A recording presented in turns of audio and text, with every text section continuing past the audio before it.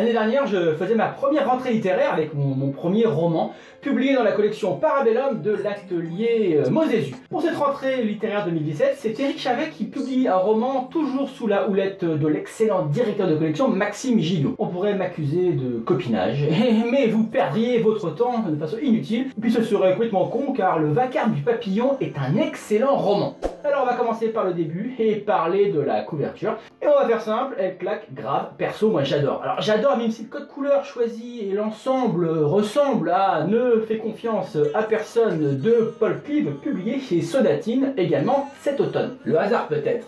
Mais n'oubliez pas que bien souvent, les effets papillons naissent du hasard. Bon d'ailleurs, tout le monde connaît l'effet papillon ?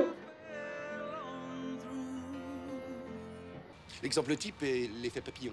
Un papillon qui bat des ailes à Pékin peut amener la pluie à la place du soleil à New York. Waouh.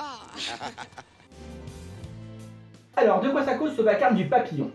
L'histoire débute avec Roberto, un joueur de poker qui a perdu et qui doit une grosse somme d'argent à un de ses potes. Un peu comme dans le film Arnaque, crime et botanique, où les mecs se retrouvent endettés à mort après une partie de cartes. Son pote, un type sympa donc, revend cette dette à gras double, le truand de service. Et à partir de là, les événements vont s'enchaîner. Alors ce polar pourrait donner l'impression d'être d'une facture classique, très classique, que l'on jugerait avoir lu et vu au cinéma 1000 fois. Mais n'insistez pas, je n'en dirai pas plus car il est essentiel de ne pas trop en dire pour ne pas tuer l'intrigue. On croise des gangsters, des flics, des agents secrets, bien plus encore, dans une intrigue extrêmement bien construite.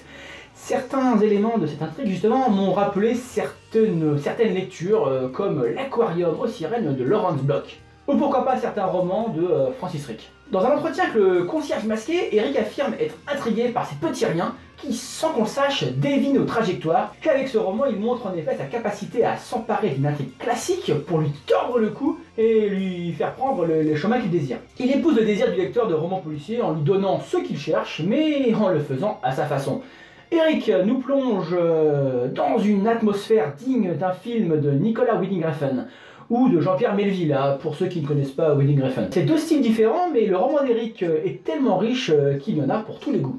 Et tiens, pour ceux qui ne connaissent pas Nicolas Winding Refn, en fait vous le connaissez sans le savoir, ou au pire ses films, comme par exemple l'excellent Drive avec Ryan Gosling. Même si avec Le Vacarme du Papillon, on est plus dans l'ambiance de son premier film Pusher, l'humour en plus.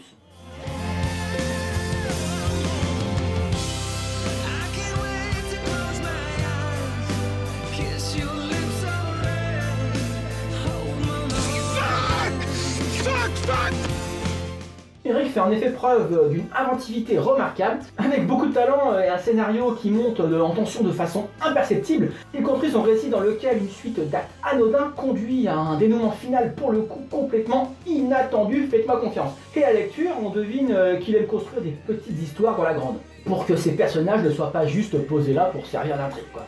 Une lecture donc que vous imaginez bien, je conseille.